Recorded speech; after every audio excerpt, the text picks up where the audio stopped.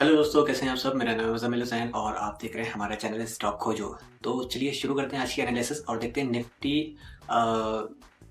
Nifty small cap 200 index में क्या हो रहा है और इसका बेस्ट लेवल कौन सा है इन्वेस्ट करने के लिए। और देखेंगे कि इसके जो अलग म्यूचुअल फंड्स हैं, जैसे कि जो लोग इन्वेस्ट करना चाहते हैं ईटीएफ के जरिए, तो वो कौन कौन से म्यूचुअल फंड में तो पैसा इन्वेस्ट कर सकते हैं, इसको समझेंगे। तो शुरू करते हैं आज एनालिसिस एनालिसिस और सबसे पहले हम लोग देखेंगे यहाँ पे आके कि ट्रेडिंग व्यू के चार्ट ओपन कर लेते हैं। और यहाँ पे ट्रेडिंग व्यू के चार्ट में हम लोग आ गए हैं और यहाँ पे डे टाइम फ्रेम का खोल लिया है चार्ट।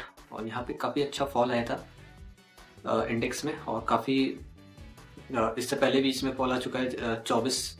2024 में एक अच्छा फॉल आया था, और जब ये इसने वापस उठान लिया तो 25 फरवरी यानी कि बजट वाले दिन से इसने अब एक अच्छी सी उठान ली है। और काफ़ी एक साल में कितना चला है ये, एक साल में ये लगभग फरवरी से जुलाई में ये अपने पीक तक के गया था, और फिर वापस इसने एक फॉल शुरू कर दिया है। तो अब बजट वापस आ गया है, और अब क्या होगा, कौन कौन से लेवल से यहाँ से इन्वेस्ट किया जा सकता है।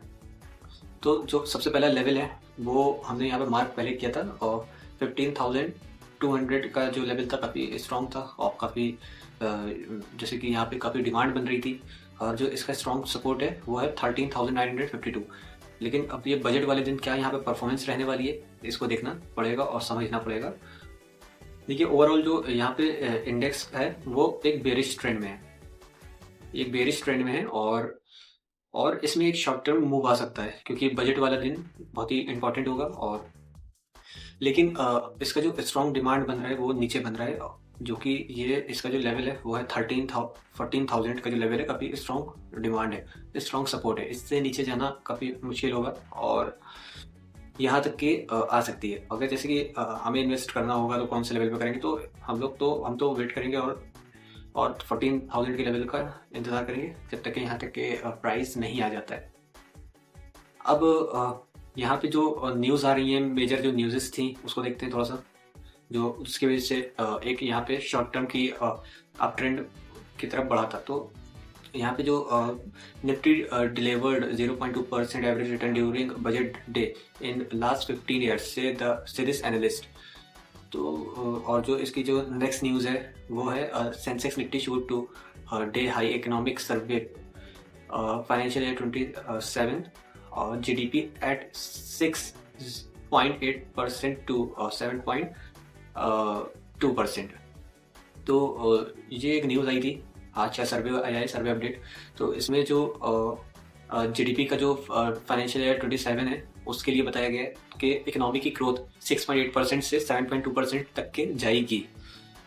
तो इसका जो इंटरनल मेन रीज़न है इंफ्रास्ट्रक्चर, प्राइवेट इन्वेस्टमेंट, जैसे कि इंस्टीट्यूशनल इन्वेस्टमेंट हो रहे हैं। और इसके अलावा जो आपकी इंफ्रा हो गया, और आईटी सेक्टर में भी एक अच्छी ग्रोथ रही है, तो उसकी भी एक वो भी एक रीज़न बन रहा है इसको ऊपर उठाने में, मतलब ये सर्वे के लिए अच्छा सर्वे का जो अपडेट आया है।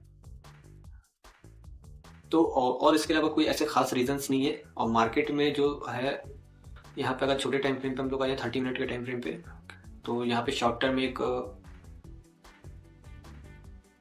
ये तो शॉर्ट टर्म अब यहाँ पे एक बुलिशनेस में ये कन्वर्ट हो चुका है, और यहाँ पे एक ये बुलिश पैटर्न बना हुआ है, ये एक बुलिश पैटर्न है। अगर इसका ब्रेकआउट यहाँ पे दे देता है, इस लेवल का ब्रेकआउट देता है, यानी कि अगर यहाँ पे 15,800 के लेवल से पे आके ये सस्टेन करता है, तो आगे भी इसमें एक अच्छा मूव देखने को मिलेगा, क्योंकि बहुत ज़्यादा चांसेस हैं कि इस लेवल को ये तोड़ दे और ऊपर जाएगा।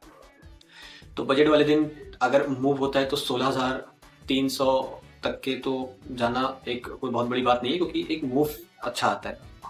अब जैसे कि इसमें कौन कौन से ऑप्शन है जहाँ जहाँ पे हम लोग को मिलते हैं अब पैसा लगाने के लिए। ऑप्शंस कौन कौन से, तो हम लोग यहाँ पे स्टॉकेज में आ जाएंगे। स्टॉकेज में आने के बाद यहाँ पे हम लोग ये देखिए, ये सारे म्यूचुअल फंड्स हैं, ईटीएफ्स हो गए। तो यहाँ पे स्मॉल कैप के सारे ईटीएफ्स हैं, यहाँ पे हम लोग अपना पैसा इन्वेस्ट कर सकते हैं जी। तो सबसे पहले हम लोग बीएसपी का कर लेते हैं। तो जैसे कि यहाँ पे देखिए चार्ट में भी यहाँ पे अब मूव आना शुरू हो गया है अप ट्रेंड के लिए। 1% एक महीने में कितना ये मूव दिया है, एक महीने एक यहाँ से परफॉर्मेंस हम लोग थोड़ा सा देखते हैं। तो अब इधर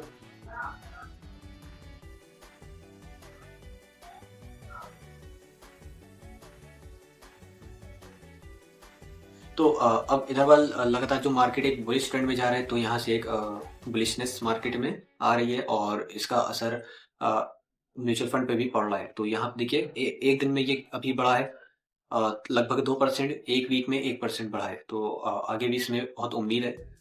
अगर इसने इसका ब्रेकआउट दे देता है इस लेवल का, ये हम इसको मार्क थोड़ा सा हाईलाइट कर रहे हैं, इसको थोड़ा सा कर देते हैं हाईलाइट।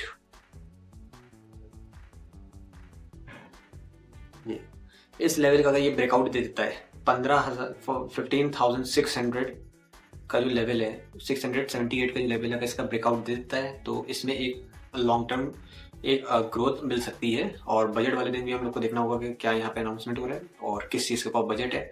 लेकिन अगर लॉन्ग टर्म यहाँ पे जाना है तो इसके दो लेवल्स हैं। पहला लेवल है 14,000 का लेवल, काफ़ी स्ट्रॉन्ग लेवल है, इससे नीचे तो जाना ही नहीं है, कोई सवाल नहीं उठता है। और अगर शॉर्ट टर्म में जो लोग म्यूचुअल फंड में पैसा डालते हैं और पैसा बनाते हैं, जैसे कि यहाँ पे कितना परसेंट की ग्रोथ दिख रही है अपसाइड के लिए, 4% और 7%। तो यहाँ पे दो शॉर्ट टर्म है, तो 4% की जो ग्रोथ है, अगर इसको हम लोग कैलकुलेट करें, मान लीजिए म्यूचुअल फंड पे जो लोग इन्वेस्ट करते हैं पैसा, अब यहाँ पे 4%, अब मान लीजिए 10 लाख रुपीज़ का कोई इन्वेस्ट कर रहा है और 4% की यहाँ पे ग्रोथ ये पकड़ रहा है, तो 40,000 रुपये का मुनाफा एक है और ये सबसे सेफ साइड है। इससे सेफ तो कुछ भी नहीं है, अगर इसमें काम किया जाए तो सबसे बेहतर है, क्योंकि कोई फ़ायदा नहीं है इधर उधर भागने का। अब स्टॉक मार्केट में तो एक क्रैश आ रहा है बहुत बड़ा, निफ्टी 50 और जो अदर इंडेक्सेस हैं एक पीक लेवल पे चल रहे हैं, लेकिन यहाँ पे जैसे कि इसमें एक अच्छी गिरावट आ चुकी है बहुत पहले ही से। जो स्मॉल कैप के जो इंडाइसेस हैं वो बहुत पहले ही से गिर रहे हैं और अभी एक शॉर्ट टर्म एक मूव तो ऊपर के लिए देगा। और वैसे भी यहाँ पे ओवर सोल्ड हो गया है, तो एक यहाँ पे मिलेगा, यहाँ पे एक बाइंग की अपॉर्चुनिटी मिलेगी। तो लेवल्स काफ़ी अच्छे हैं और ये स्टॉकेज में आके हम लोग यहाँ पे जैसे कि अपने म्यूचुअल फंड्स भी देख सकते हैं कहाँ कहाँ पे है, कहाँ कहाँ पे हम लोग जो है इन्वेस्ट कर सकते हैं।